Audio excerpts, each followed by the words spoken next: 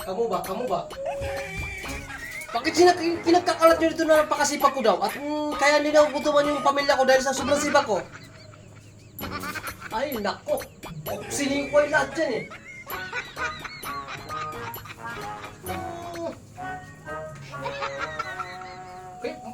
Ay, nako. Masyado kayong masisi. Mas chismosa kayo. Sinasabi niyo masipag ako? At kaya hindi nagugutom yung pamilya ko dahil sa sipag ko. Ay, nako. Ay, nako. Nak. Tatlo pa naman to sa... Naku, pag-gobernador pa na to. Mahal pa naman to cellphone na to. Oh. Ito? Ito, 1.5. Ito? 2.5. Ito, 800. Ay, kung hindi lang sa asawa ko to, bato ko sa inyo to eh. Ay, nako. Ay, masyado kayo mga chismosa eh. Bubuksingin ko kayo dyan eh. Ha? Chismosa kayo masyado.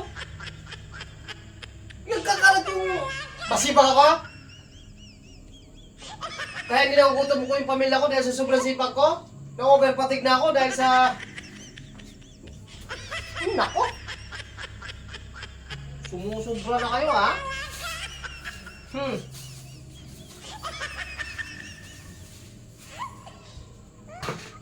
Bakit masipag yung tao eh? Gagalit kayo. Nako! Nako!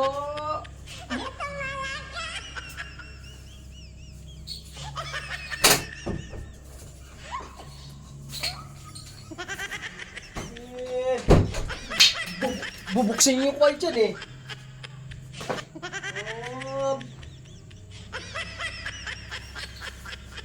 Kakalat nyo, masipag ako? Mabait? Papagmahal sa pamilya? Walang bisyo? Hindi umiinom? Ay, naku, tatadyakan ko dyan eh. Nagkakalat nyo na.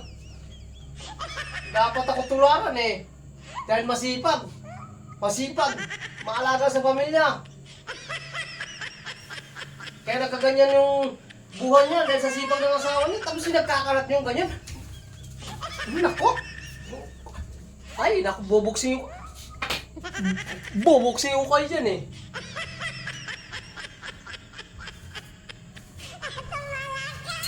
Yan kayong mga... Bosa kayo masyado. Ano pinagsasabi nyo, ha?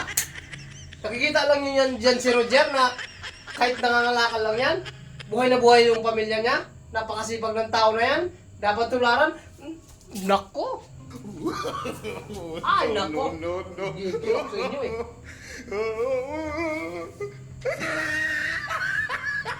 Nakikita mo sila, nagyan lang yung tao na yan, nangangalakal lang yan. Marangal yung trabaho niyan, hindi pinapakain sa pamilya. Pinaghirapan niya, pinapakain sa pamilya niya. Tingnan mo naman yung buhay niya, walang kahirap-hirap. Dahil ang pinapakain, pinaghirapan niya. Bakit sinasabi niyo nung ganun, ha?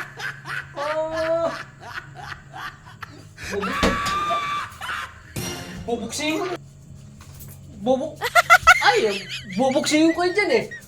Nako!